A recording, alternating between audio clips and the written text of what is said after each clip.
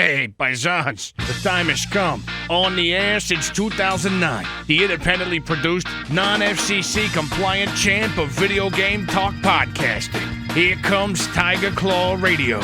Here's your host, Critical Failure. Yes, friends. Just let it play for a minute. Back on the air, man. It feels good. Welcome to Tiger Claw Radio. I am your host, Critical Failure, and we're going to get down to it, boys. A bunch of stuff is going on in the gamosphere right now. We've got a potential strike over voice actors and whatnot that I really don't care about. We got a remake of the original Tomb Raider games. We've got a remake of the original Wizardry Game. We've got chiptunes. We've got Hemrock talking Final Fantasy. We've got all the good stuff. But now, boys and girls, yes, friends, we always like to open up with a chiptune here on the top of TCR. We are doing the top 40 best tracks of the 8-Bit Collective, and we're down to the top 3. Can you feel it? Can you feel the excitement? The third track is called City Drive, and it's from Breakbeat Heart... Hold on a second. Breakbeat Heartbeat. Ugh, screwed that up. Stick around, you're listening to Tiger Claw Radio. More when we come back.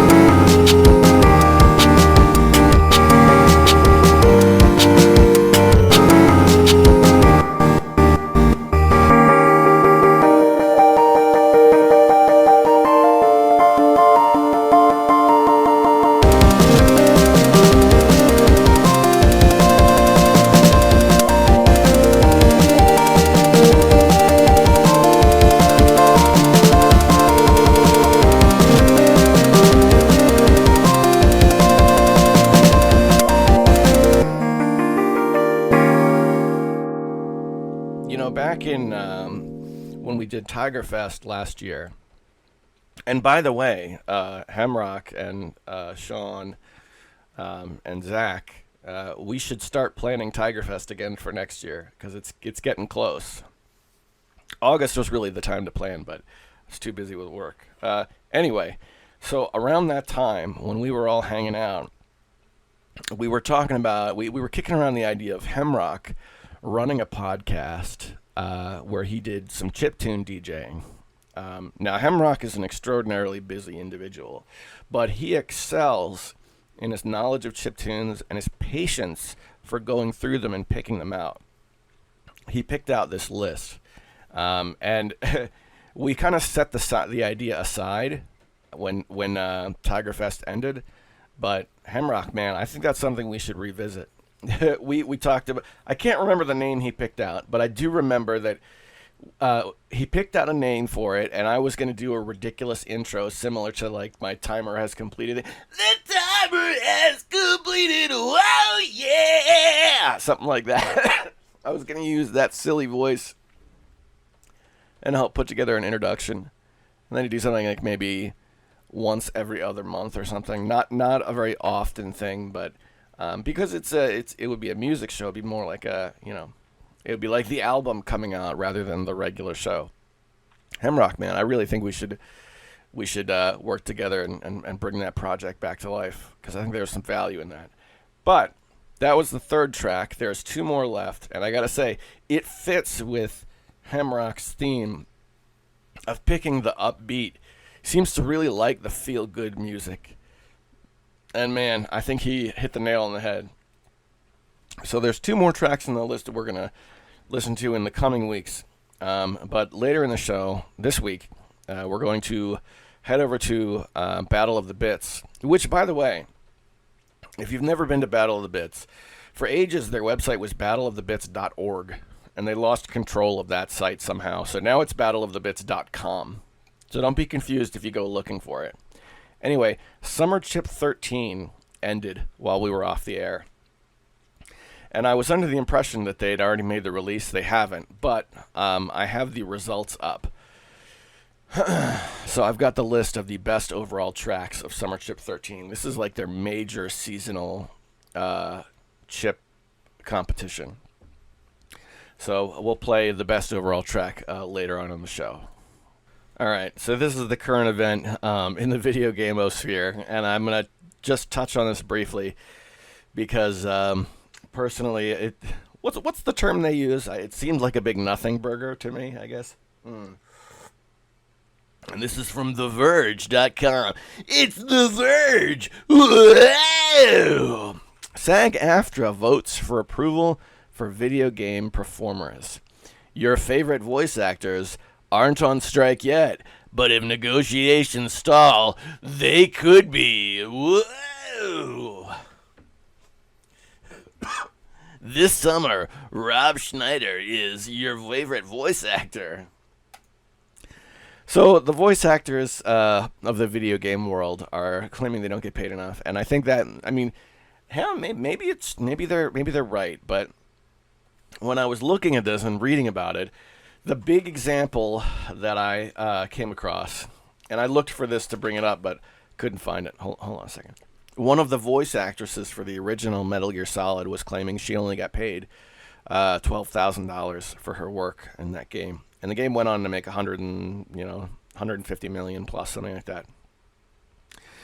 And the blue collar guy, I mean, is like, so you made $12,000 for your work in a video game. How long did that take? Because when Metal Gear Solid came out, I think I might have been making $10,000 a year doing hard manual labor. But here's the thing.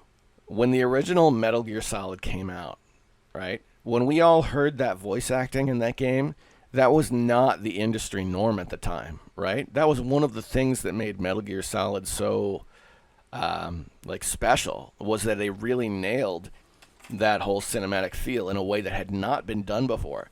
Don't get me wrong, I know it was not the first voice-acted game. That would be ridiculous. It was not even the first voice-acted game on the PlayStation where it came out, but I don't remember another game like where I couldn't wait to hear the next, line or scene or whatever, which I think is the reason why there was just so much garbage on the codec, But so if it would make sense for their payout structure to not be that of Hollywood actors. I think the push is that the voice actors in video gaming want to be paid like Hollywood actors. But here's the thing. Have you played the first 3 Tomb Raider games? I mean, that's another thing I wanted to talk about, is that they're getting remade, which is awesome, but I'm pretty sure that was 3 completely different voice actresses for those 3 games that didn't sound anything like each other. So how come that didn't, really upset people? And I think it's because it's still Lara Croft. You look at it and it's still her. It's just the voice is different. Okay, it's not the same thing as if they replaced, the cast of a major TV show and everyone just has to accept that they're the same people. It's not the same thing. And I think that makes it very difficult for it to be the same thing. Now, times are changing. There's more going on in video games now. We've got motion capture and face scanning, so that's a little bit more difficult to do. So I don't know.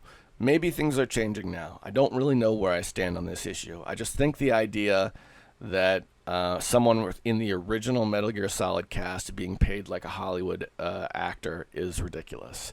I don't know. Let me know what your thoughts are. It's not the first time this has happened in recent years.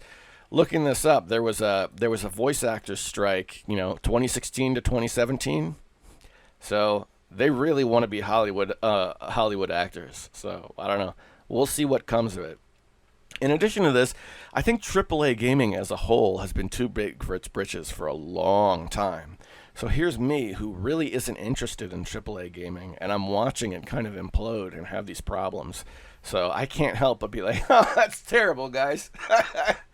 Oh boy, I hope you get that sorted out.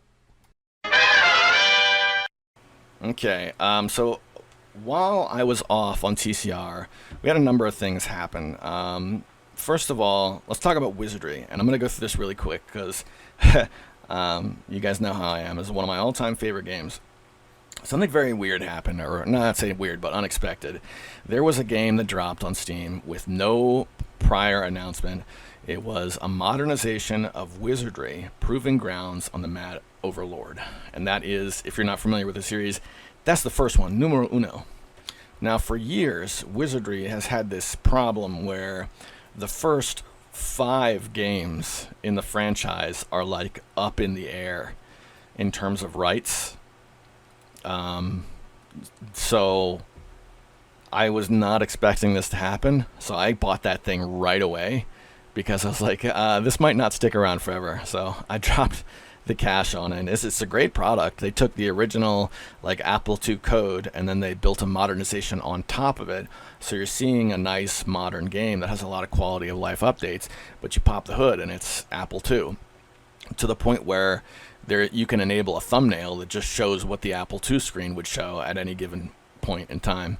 And I put about, was it like 7 or 8 hours into that, right, without even thinking about it, just because it had auto mapping and it looked great and it's fun. It's a good time. So that was really cool.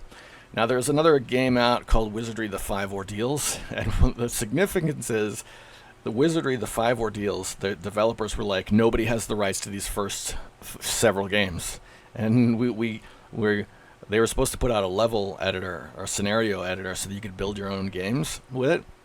And the reason they haven't is they were scared to death somebody was going to use their scenario editor to rebuild one of the original games, and they would open themselves up to legal trouble. Meanwhile, this remake of the first game just shows up out of nowhere. So it's not just that it's an old favorite of mine that's come to Steam in a new way that is fun. It's also this sort of weird thing. The Wizardry fans went back to those 5 Ordeals people and they were like, what do you think, man? Can we do this now? Because scenario editor, it's been 2 years now and they haven't released it. And it would be really cool because that would be, essentially it would be infinite Wizardry. It would turn it into Neverwinter Nights, where now you can essentially be the DM. So that was a cool thing for me that happened this past couple weeks. Was my interest in Wizardry. It remains one of my all-time favorite franchise, right up there with Quake and River City Ransom. So apart from Wizardry, I also got into, this doesn't have anything new per se, but Space Empires. There's a game, Space Empires 4, that I've had in my collection forever. It plays very similar to like Master of Orion 2, but the interface is a lot more jumbled. It's a lot more complicated. There's less limits. You can do crazy stuff in it. It's a pretty cool game. I noticed that the original Space Empires franchise leading up to that game was available on Steam, so I picked it up. And this is me like walking into it cold, with no real knowledge of the origins of that game. And what I found out was, when that franchise started, Space Empires 1, which is for sale, it was on sale for like 60 cents or something. That was a game that never was actually released publicly. It was a pet project for the developer. I think his name was Aaron Hall with an H, and he just decided to remake it better, and that was Space Empires 2. So Space Empires 2 was actually the first one we ever got. And then that original game was never released until later on when there was a collection and he added it. So I found that game on Steam, and I went looking at like the the documentation and the guides, and there was nothing on it. No, there's no explanation of what you're looking at. There's nobody playing it on YouTube. There's no Let's Plays, because that's the usual thing. If you want to play Master of Orion and you've never played it before, watch a Let's Play, because they'll, it takes a while, but they'll explain it step by step. This game doesn't have that. So one of the things I did on my on and off spare moments was I was like, let's build some documentation for the original Space Empires.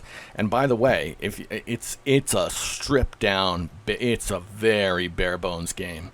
The guy, the developer made the right decision to hold on to this one, let it sit a little bit longer in the oven, and then release something else. I don't, you could argue that maybe he should have called Space Empires 2 Space Empires 1, and then had a little bit of chronology confusion. But that said, I spent some time experimenting with the game. I looked in the native files, because this is a Windows 3.1 game. In those days, it was common for software packages to come along with README files, and they weren't always in text format. And this was no exception. It had one of those that it more or less explained the game. So I took that README file and I published it. I republished it in Steam as a guide. Here's hoping they don't come after me. So now there's some basic documentation. And then I wrote a second guide that was just my explanation of what I found when I clicked around. It's basically like there's no constructing units in that game. You just purchase them.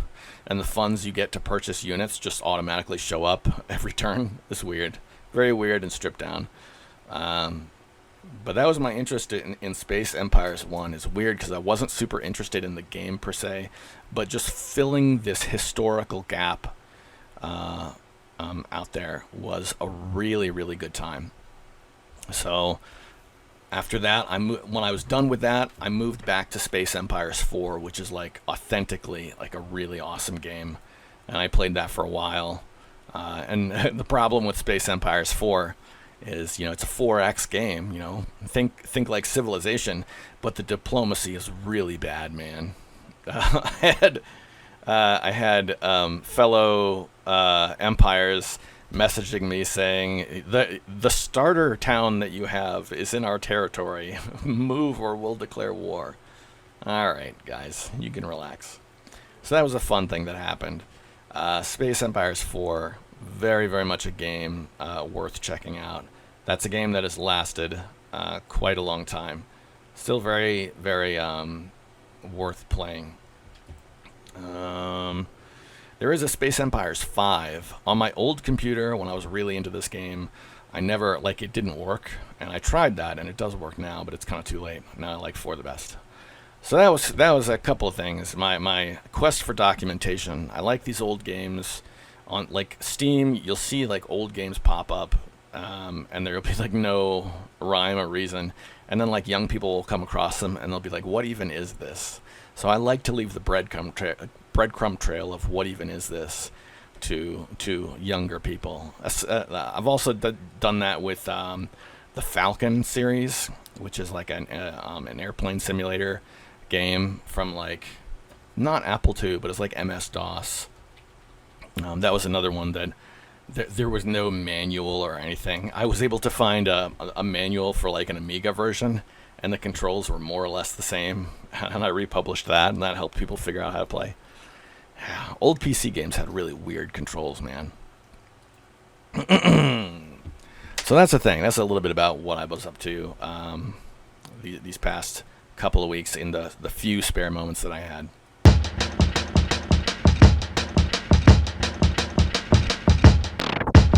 It's that time, ladies and gentlemen. The top 8 of the first 8 Final Fantasy games. Hemrock, it's all yours, brother. Welcome back, folks. Today, I present to you Final Fantasy VI, better known as the American Final Fantasy III at the time. This stands as number 2 out of 8, the first 8 Final Fantasy games. I played and beat the SNES version, or Super Nintendo version. The major disadvantage this title has in this list ranking, which is no fault of its own, is that it's been so long since I really sat down and played it. It's been over a decade since I beat it in December of 2010, and and I haven't really picked it up since then. Even so, it nearly hits number one of this list. That in itself should speak highly of its greatness. Final Fantasy VI, in addition to being an amazing RPG and one of the many bright shining gems in the Square Enix crown, it holds a special place in my heart because it's the first Final Fantasy game I played in the 90s. Back then, I did not grasp all its beauty and complexity, but even when I was young, I knew there was something special here. Final Fantasy VI is a game that masterfully closes out the end of an era, something like a grand finale of one incredible fireworks show. Excluding the handheld scene and spin offs, it was the last 2D Final Fantasy, the last one on a cartridge, the last one on a Nintendo console, and the last one to have a restricted release to Japan and North America. Now let's talk a little bit about the graphics. Final Fantasy VI was the pinnacle of sprite artwork for the Final Fantasy series. It is arguably one of the best looking 2D RPGs ever made for the Super Nintendo. Not only is the sprite work top notch, but the enemies and NPCs are varied. The amount of work that went into the presentation of this game was likely more than went into the entire games of that era. Even today, the look of Final Fantasy VI has aged like fine wine. It was the only 2D FF game to use the same sprites on the overworld as in battle. Previous Final Fantasy games had to use Mode 7 during airship travel to give the world a more 3D appearance. But FF6 kicked it up a notch by using Mode 7 even when merely walking on the world map. The stunning artwork synergizes nicely with the quasi steampunk atmosphere, which is a bit of a departure from the typical and trite high fantasy motif popular at the time. Another standout in the presentation category is the intro. It is still, hands down, my favorite intro sequence of any Final Fantasy. I know that FF7's opening cutscene was technically impressive and had that awesome 90s X game feel to it, but the beginning of FF6 is emotional, thought provoking, and downright fascinating, especially watching it as a kid. Here you have three steampunk mechs slowly marching through the tundra in Mode 7, all the while it's slightly snowing, and Nobuo Uematsu's masterpiece, Terra's theme, plays melodically in the background. Man, I'm literally getting goosebumps just talking about it. And all this on a 16-bit console in the 90s? Mind blowing. So I mentioned Terra's theme. This is my all-time favorite FF tune. And this game has one of the best soundtracks of any Final Fantasy title, and probably one of the best on the Super Nintendo of any game. Personally, I'm partial to FF7's OST, but the sixth game is no slouch in the music department, as Uematsu's brilliance shines through. The story in this game is rich, as most of the playable characters have extensive backgrounds, so much so that there isn't truly a main character. Several have experienced some sort of painful loss which binds them closer together into defeating the Empire. Depending on how you play the game, you can explore the experiences that make these characters who they are.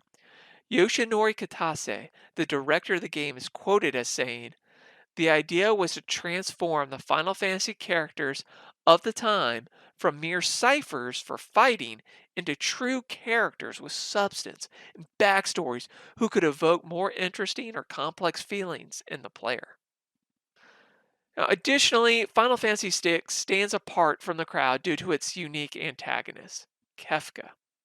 He's a distinctive psychopathic villain that doesn't follow the stereotypes. He's not physically intimidating. I mean, his sprite is the same size as the sprites of other NPCs. He's not some sort of foreboding, extraworldly figure. No, he's just a deeply disturbed human. One of the first Magitech Knights, a product of an experiment gone wrong, leading him to evil and sadism. He's surprising in the sense that he isn't even pictured as the main villain until later in the game. I've heard him best described as the Joker from Batman. They both dress up as maniacal clowns. Kefka wanted absolute power, and absolute power he received, and thus he was corrupted absolutely. Not only is Kefka a notable villain, but spoiler alert, he wins. And you spend the second half of the game trying to reorganize your crew to finally take him down. I don't know of any other early Final Fantasy that took this plot twist. Not only that, but right after Kefka destroys the world, one of your characters attempts suicide. Thankfully, she fails, and she is the very one that starts to bring the band back together again. It's a heartfelt story of the triumph of good over evil. And perhaps, after spending 30 plus hours running through this game with so many playable avatars, you may come to the conclusion that the main character was Kefka all along. For the first 5 Final Fantasy games, it was clear that the odd numbered games focused on gameplay mechanics, while the even numbered series accentuated the story. Final Fantasy VI does an excellent job of combining the two. As expected, the combat is turn based and uses the ATB system. Gone are the jobs of Final Fantasy III and V, and back are character unique skills. For instance, Edgar has different tools that he can use, whereas Sabin, the martial artist, has button-based combinations to elicit special damage a la Street Fighter II. And who doesn't like suplexing the Phantom Train? Every playable character essentially has his or own built-in job or gimmick. However, the gameplay also heavily relies on the Esper system. Espers, when equipped, can teach characters any skill, allowing for more customization. These skills grow based on the amount of magic points gained after each battle, multiplied by the learner rate for that skill. Now, complete customization is stymied by the character's natural inclination towards certain stats. So, unlike Final Fantasy VII, it's nigh impossible to make one character exactly the same as another character. Nothing is stopping you from turning Locke into a mage, but he'll struggle much more than, say, Celis in the magical arts, as Celis comes with higher magic stats by default. One interesting but broken component of the Esper system is that certain Espers give particular bonuses to the character on level up. If you're keen on switching around your Espers to characters right before leveling up, you can easily game the system and become overpowered. Although this usually is a headache and something that I ignored on my playthrough. FF6 also introduces the Colosseum, where you can fight enemies one-on-one with a single party member in an attempt to gain better items or equipment. The big catch is that you cannot control your party member, so be prepared for some unnecessary frustration. Final Fantasy VI also has multiple dungeons where you must break up your characters into 3 different parties. Final Fantasy V dabbled with this, but never went beyond 2 parties, and this only happened during a small portion of the game. Final Fantasy VI steps this up with 3 parties and multiple occurrences throughout the game. Some players really like this stuff, but I'm not the biggest fan. There are multiple versions of this game, and it's not clear to me that there is a single definitive version released by Square. But with that being said, I have not experienced the Pixel Remaster, which is the newest version. The PS1 version has load times, which can erode the immersion, but also features CG cutscenes, a bestiary, mostly minor changes to the text, and some bug fixes. Although not all were removed and some new ones were introduced. For better or for worse, Final Fantasy VI on the PSN is the PS1 version. Additionally, there are the original Android versions, which inexplicably changed the art style and is the worst looking version of the title. Fortunately, these have been replaced on the Google Play Store for the Pixel Remaster type. It is this latter version that is currently being promoted by Square and can be purchased on Steam. It doesn't seem like a bad way to go. However, if you're looking for more content, you may want to give the GBA version a try due to its extra dungeons and a couple extra espers. It also features a bestiary and an unlockable music player. Moreover, it has a new translation which follows more closely to the original Japanese. One major flaw to the GBA version is the lower quality audio. A real shame for such a wonderful OST, but an unavoidable choice given the hardware limitations. With all that said, if I had to recommend a version, I would say use the Final Fantasy III Super Nintendo cart as a base for one of the many ROM hacks out there. These hacks help fix bugs and introduce newer, perhaps better translations. Now, you can apply these ROM hacks using your original cart if you happen to have a Retron 5, for instance. There may be other devices which have similar utility. In closing, Final Fantasy VI is a legendary title in JRPG history and is a must play for those looking to experience 16-bit role playing games.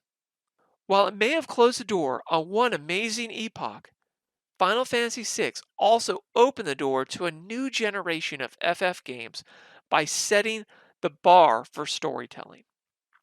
Next time, we will visit the number one title on my list. But until then, keep rolling retro.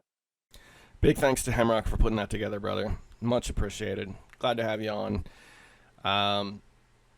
And I do know that he's planning on taking a break before doing the final one. Now, you can do the math and figure out what that game is by going back through the TCR backlog and crossing off the first 8 games that he's done already. But since I know he's taking a break, I'm going to give Final Fantasy 6/US3 an honest try. I've never honestly tried to play through it before. I don't know if I've ever actually even played it, to be perfectly honest. So after listening to that, the first knee-jerk reaction was I went to Steam, and the Steam version is not a 3D remake or anything like that. Just much like Hemrock mentioned, it's a good-looking, 2D remaster. I also went to romhacking.net and I was looking at ROM hacks. It looks like one of the favored things to change in a ROM hack of Final Fantasy 3/6 is relocalizing it. Apparently, when they brought it to the U.S., they changed the title screen. Like, it was a flaming title screen in Japan, and they wanted to make it less... I'm assuming they wanted to make it less violent. And then the big thing is the XP and stat curves were different in America. And that, I can tell you, was definitely because of the U.S. rental market. It's an age-old thing that...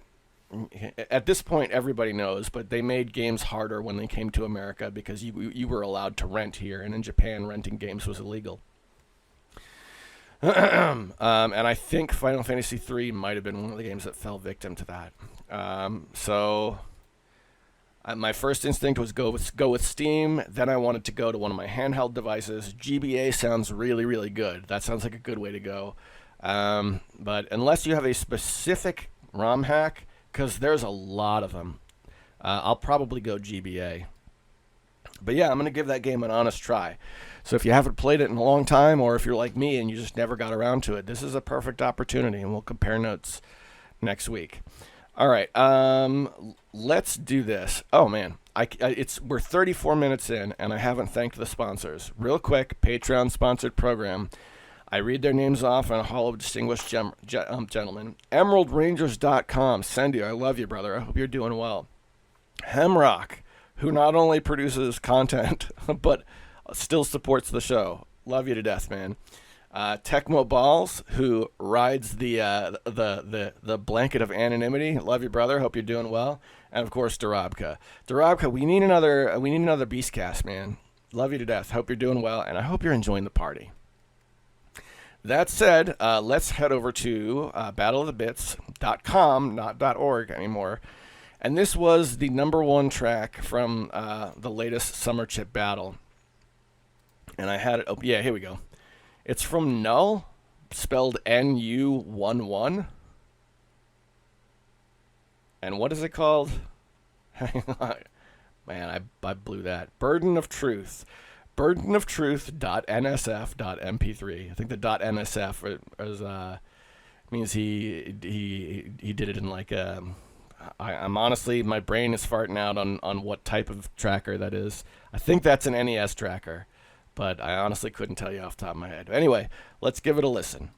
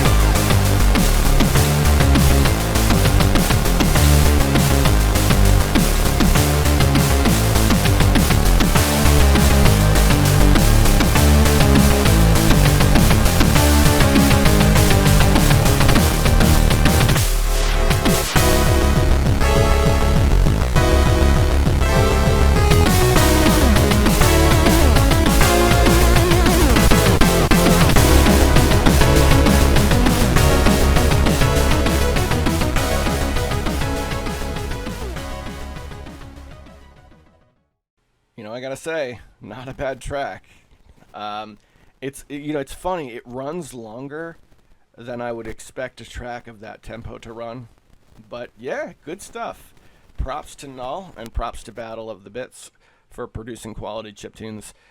So we still have a scene.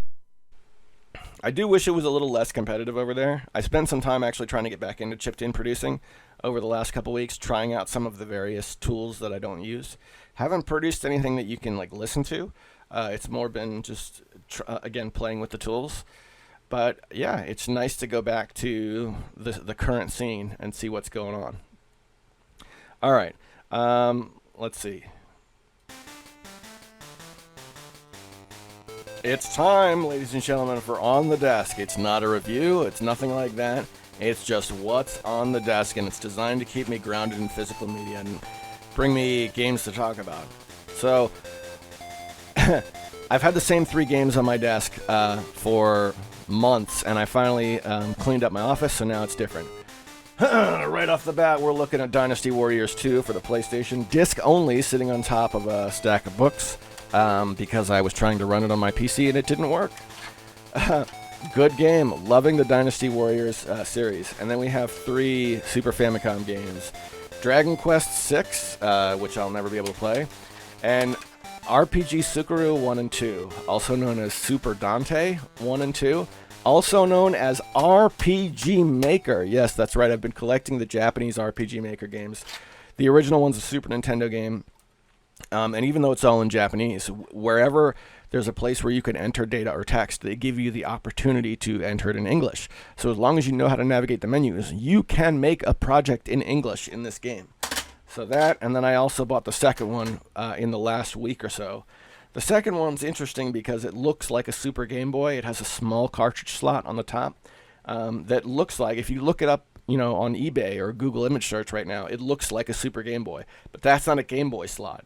I did some research, and apparently the Japanese Super Famicom had some satellite connection device. It was very early internet stuff, and the idea was you could get content off of that device, plug it into your RPG Sukaru 2 cartridge, and using that smaller slot, and get additional content that way, on this old Super Nintendo cartridge, which is really sweet. But it also means all that stuff is broken now. So it is what it is. Anyway, I got the Super Nintendo game. It's been fun to play around with because it's good looking. It's honestly really easy to use, and it uses some of the Mode 7 graphics that Hemrock was talking about with Final Fantasy 3 or 6 in Japan. I really enjoy it. It's been fun to kick around with a little bit. And that's what's on the desk. I thought since the office was clean, that I'd bring that old segment back as a good way of helping me break out of talking about the same things again and again. All right.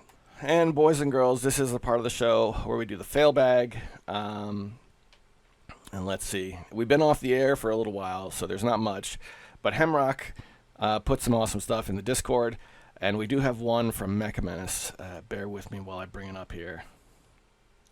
All right. He says, do you like Super Mario RPG? I saw this lookalike being offered on Steam/Switch, etc., titled Another Crusade.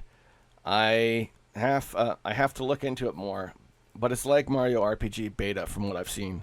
Looks like it's missing some of those quirks that fill the gaps after the main infrastructure of the game is built. Nintendo has the team to focus on all those little things. You know what? I've never heard of that game, but I happen to have Steam open. Why don't we jump over there and take a look? And we're loading, and we're going to put in Another Crusade. And it retails for $20, and so I'm already kind of on the fence about it. But it does look good. Sure does look like plagiarism. I'm on board. Yeah, we have a good looking groundwork for an RPG. Let's see about the game. Play as Rai Ryzen and his companions through a series of comical events and epic battles as you, etc., etc. Traditional turn-based combat RPG. Execute commands with timing to increase your attacks. Cast powerful magic attacks to amplify them with fun button sequences. Run and jump your way through various stages and finding treasures. Solve puzzles and complete quests. Meet a wonderful cast of funny characters in comical situations. Tons of secrets to discover. Yeah, okay. Okay. And add to wish list. Why not? I'm not doing $20, but this also just came out. It was released September 15th. So, I don't know. We'll see.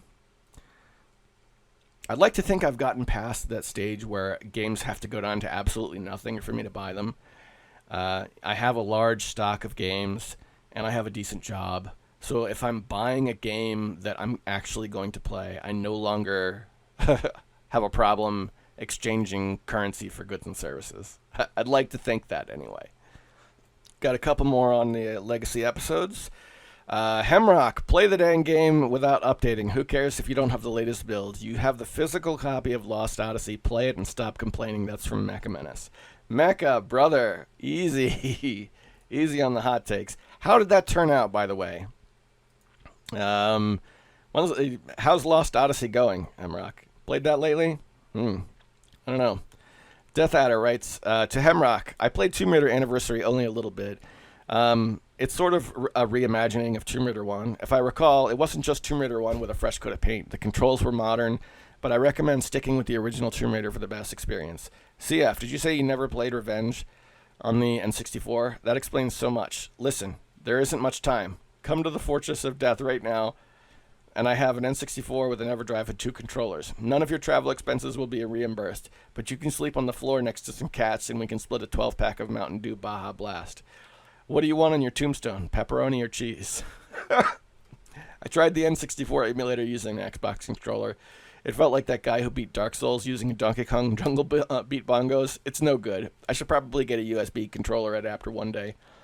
I'd love to see a Saturn Mini for ultimate insanity, a Jaguar Mini someday. All right, don't take this the wrong way, Death Adder. And anybody, please correct me if I'm wrong. Did the Jaguar have enough games to accommodate the sale of a Mini? I don't think it did. It's one of those systems where when I hear Jaguar, I just kind of tune out because in my head I associate it as a system that has no games worth playing. Desm writes, I remember Gex from the 3DO. He had that comedian Dana Gould doing his voice. Not a bad game, but it gets kind of lost in the sea of animal mascots from the time. Like you said, Hemrock's review of FF3 makes me want to check out that Famicom version with the translation. You should. That was a milestone in emulation history, FF2 and 3. And I think, forgive me if I'm forgetting your comment, but I think that's about it. Let's head over to Discord and see what we have in the hashtag failbag channel. Okay, so here's the deal. I don't remember how far back was or was not read on the last TCR, so bear with me. I'm going back to September 15th because it sounds like right around the time. And Hemrock posted a comment that says, as mentioned in the last episode, the shutdown of Steam is an interesting thought experiment. If that did happen, I'd be glad that I have a permanent offline Steam session that I can run on my Windows XP computer. This version of Steam has not been updated since Valve phased out XP, so that install of Steam would be more valuable and nostalgic to me. Additionally, as you mentioned, physical media prices would spike. I think that would include things like Evercade. Regardless, I think Evercade will gather more attention in the coming years as the library continues to grow. Great TCR, by the way. I really appreciate the old failbag. Thanks, man. And I know this comment was a couple weeks ago. Couple things. Kaiser, good old Kaisi, big fan of the Evercade. He just picked up a copy of the Interplay, the Interplay collection that he said was really, really good. And one of the things we were talking about was the value of Evercade games is already spiking. And it's one of the things that kind of turns me off to the Evercade. Is you really have to get, if you see a cartridge that you want, you really have to get it before they stop production. Because you look at how many cartridges are out for that system now, it's not feasible for them as a company to keep producing all the cartridges unless they find a way to make it so that they produce one cartridge on demand, which I don't know how a small company would do that without making it so like you order your cartridge and it comes a month later. So that's one thing that I think is a difficulty for being in the Evercade, buying into the Evercade. But really cool looking system. I would like to get Kaisi on here a bit and have him talk about it. Kaisi hasn't been on TCR in a very, very long time. We got to fix that. Next, new pinball game. Name your own price. Powerball, Monsters Quest by Ruben Retro, Beat Scribe, and Anion. Powerball is a brick breaker game with RPG elements. So I downloaded this and I put it on my Powkitty V90, and it plays more like a breakout game than a pinball game. It reminds me a lot of Wiz Orb. I don't know if you know that one. That's one from several years ago, probably like 10 years ago, that made the rounds on PSN, like back in the PS3 days. It looked a lot like this. Really good game. I enjoyed it. It's the link that you put is like a demo version, but I don't think it's a demo version in that, hey, here's the demo, you can pay money to get the full version. I think it's a demo in that they submitted it to this GB competition 2023, and if there's interest, then they'll make a full version. So yeah, I really enjoyed it. It's really cool. It's still just a paddle and and brick, like breakout kind of game. But yeah, it's for free. The graphics are good. It's got polish. They did a good job. I would, if you have one of these handheld emulation devices, I would say get it in a heartbeat. It was perfect for me because I really enjoyed the original Game Boy aesthetic. I really enjoy it. So that one was a good one. Head over to the Discord, and there's a link in the failbag section. He says the GB 2023 Game Boy competition has ended, so there's a lot to look at on itch.io, and he puts a link. And I took a quick look, but that was the only one of the games I actually downloaded. The GB competition is, because of GB Studio, it's pretty populated. If you're not familiar, there's a piece of software for Windows called GB Studio. It's a development environment where you can, make Game Boy games. And it's a lot of it is block coding and drag and drop. So the idea is that you don't have to be good with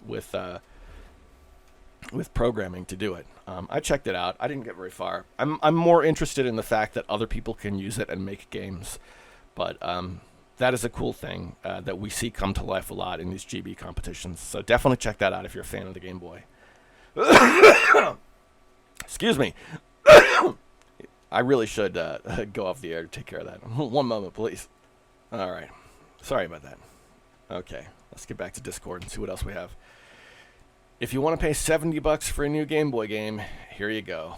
And then he shows a YouTube link that I haven't watched. Let me pause the recording so I can take a look. Okay, so we're looking at a vertical puzzle game for the Game Boy that supports link cable 2-player action. And they made it not just for the Game Boy, but also for the NES. So the Game Boy the Game Boy version is $79.99 Canadian, and the NES version is $89.99 Canadian. I don't know what that ends up being in American dollars. I know it goes down a little bit, but not much. That's a lot, man. For one of these types of games, I've reached a point where sell me a ROM at a reasonable price, and I'm on board. A good-looking game, I guess, but it's still just a vertical puzzle game. I'm not gonna do that. But I wish them well. If vertical puzzle games are your thing, this is Houston Video Game Publishing, and the name of the game is From Below. So, that's a thing, I guess. Sell me a ROM. If there's no ROM for sale, I'm not interested. Because what's going to happen is you're going to see this same game for sale for $10 on AliExpress in a month. And I'm not going to have any sympathy. I'm really not. That's TCR for the week. Big thanks to EmeraldRangers.com for hosting the show. Big thanks to all the Patreon supporters for keeping us alive. And thanks to everybody who spent a minute hanging out, listening to chiptunes, talking about video games. Thank you guys so much. Take care of yourselves. I'll see you next week.